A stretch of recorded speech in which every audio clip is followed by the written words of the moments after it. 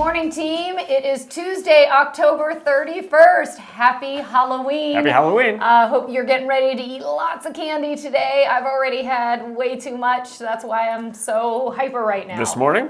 Yes. Oh, wow. What's your favorite? I love candy corns. Okay. As far as like really traditional Halloween. Yeah, that's divisive too, because I feel like people either love it or hate it. It's like straight sugar too. But I love anything chocolate, really. I mean, I'll eat a Snickers, a Kit Kat, like you name it. I do not discriminate against any chocolate. So anyway, we hope your day is off to a great start.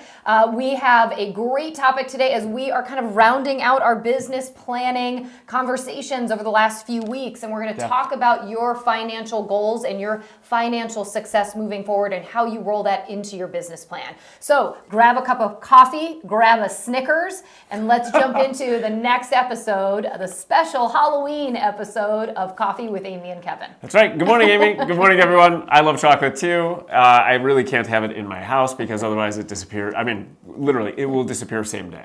Doesn't matter how big it is. Doesn't matter if it's a tub of Reese's peanut butter cups. They will disappear in 24 hours. Okay, so moving towards the financial plan and really wrapping up business planning, like Amy said, we're going to focus on the tab when it comes to financial planning. Yes, your income, which is important. You need income to live and survive, and we all have goals where we want to be with our income that we generate. But we want to take it a step further. This really ties into the why. Because it's one thing to make $200,000, $400,000, whatever your income is. It's one thing to make that, but what are you doing with it? And this is something that's a throwback to why you're working so hard in the first place. Like, why are you doing this?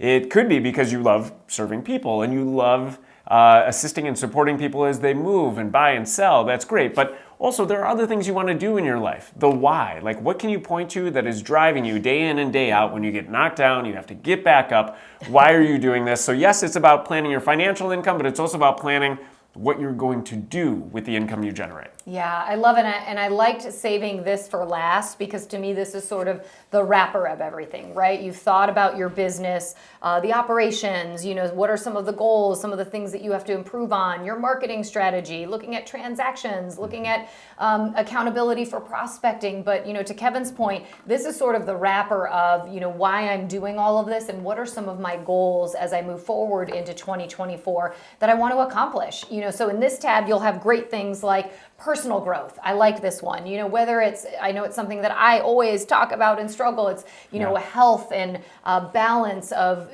making sure that I'm healthy and doing things for myself so that I can be the best version of myself in my work, but also show up for my family. So, there is a section there where you can put in a budget for your personal growth. And that might be that this year you decide I'm going to get a personal trainer, once or twice a week, that's something that I want to do to grow personally and keep myself staying healthy and, great body, but great mind all at the same time, right? There's also a tab which I love, which is family growth. And, I was talking with Kevin earlier about how I am like last minute when it comes to a spring break trip or something we're going to do for the summer. But, it's one of my goals to actually plan out with the family. What do we want to do? Like, let's set a goal. If we've got a budget or we've got some extra money in the year, we really actually want to go and visit my sister in Paris. I've told my girls a million times over, we're going to go. That's cool. But at some point, maybe I'll write it down in my financial goals, right? But this allows you to start looking at kind of the bigger things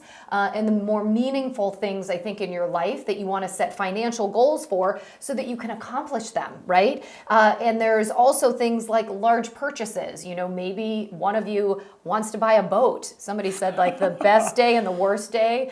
The worst day is the day you buy a boat. The best day is the day you sell it. But point being, maybe fun in between. Yeah, exactly. But maybe there's a large purchase that you want to make sure or strive for in this year. What it allows you to do is kind of put those into buckets and start thinking about it now. Yeah. Because I do think when you say it out loud and you say that these are some of the things that I really want to focus on, the odds of it coming true are so much greater. And then it's not all just the fun, fuzzy stuff, though. It also does allow you the opportunity to put in things like debt, which I know we don't love, but we all probably have. But your goal on how much debt maybe you want to be able to pay off this year so that you can get to some of those other things like buying a boat or taking a great vacation. So, I like, again, this tab because it really focuses on, why you're doing this, why you're making the money. Yes, you're paying your mortgage. There's certain, things that are non-negotiable, but there's also reasons why, you wanted to do this. And this section allows you to really sort of think about that and set some great goals for next year. That's right. And tailoring that now or tapering to the second section, which is really from Ninja and ties into what you said, which is, before, one of the things that Ninja teaches is that as our income goes up, we tend to spend more. That planning this way allows you to make sure you're allocating things to maybe the not so fuzzy, the not fun, the debt payoff, which in the end is fun. Feels great, yes, right? Like yes. when I get a credit card paid off, I'm like, woohoo, Done. never gonna do that again. Off the plate, you're set, you're feeling good. The other part about Ninja that this ties into and the why piece that Ninja Selling really addresses well is the life list. And this is something that Ninja teaches. It comes from Dr. John Goddard, and you can Google it. I've included the link down below next to the link for the business planning document that you can download if you haven't already. But Dr. John Goddard came up with a list of 127 things that he wanted to accomplish in his life. Wow. And it's really impressive. When you look at the list, I won't go into detail on it. When you look at the list, these are all the reasons why he was working so hard. At one point in his life, he wondered, he was spending time away from his family, he was focused on business, and he was generating income. But this is where we talk about, what are you going to do with the income? What do you want to be? What do you want to do? What do you want to give? From a charity or a support to others perspective, the life list allows you to do that. So we encourage you, take a look at this list and consider, what's your life list? What do you want to do with the income you generate? How do you want to move forward as a human, as part of your family, as taking care of others?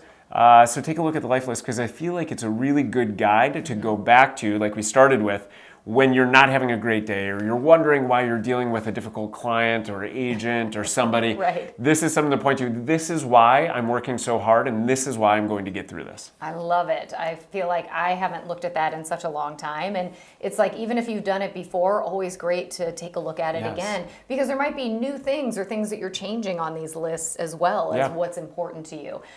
So I love that. And so I think as we kind of wrap up, this last sort of section or focus on business planning, what we also want to encourage you to really do is to take the time to share some of this stuff with others, whether it's a colleague or a friend where you do a lot of business planning discussion together. Share, what you've put together, especially for some of your bigger goals. Share with your managing broker, share with your family. I think it's so important to say this stuff out loud because sometimes we all create a business plan and then we sort of shuffle it into the drawer. Right. And then, we kind of have some of it up in our head, but then we don't ever look at it again. We don't pull it back out to see, how far have we gotten? What have we accomplished? What more work we might need to do? So I think that will help you really put this into life and into action, and it'll help to keep you accountable so that, some of the little things when you're prospecting, and to Kevin's point, you don't really want to do it today. Have that list of, some of the big financial goals that you have for the year, and that's going to remind you why you're making 5 more phone calls on Friday, right? Sometimes we need that. So definitely make sure that you're enlisting others kind of in your business plan and in your goals for next year. I think that will make a difference because I know for myself, when I say it out loud, like I'm going to go on a run or I'm going to work out, suddenly it's like if anyone's in the room, shoot, now I have to do it, right? We're more likely to do it for sure. Exactly. And then what this will allow you to do is once you've got your business plan ready to go, I'm a visual person. So your financial goals, you might want to even transfer those into, what is that thing called, Kevin? Transfer them into a vision board. Oh my goodness. His favorite. It's always top of mind, so I don't know why I couldn't come up with it. Yes, but once you've established your business plan, turn it into something visually inspiring. You can create a really easy vision board. I bet a lot of the things in your financial tab will be things that you're aspiring to make happen. Right. And you can, associate a photo, like a boat or whatnot. Paris. Paris. You can put all of those onto your vision board. But really, I think this is the piece that wraps all of it together. And to Kevin's point, it gets back to why the heck am I doing this in the first place, right? That's right. Yeah. That's right. So spend the time. If you have any questions, comments, anything that you want to share about your business planning process, pop it in the comments on the video.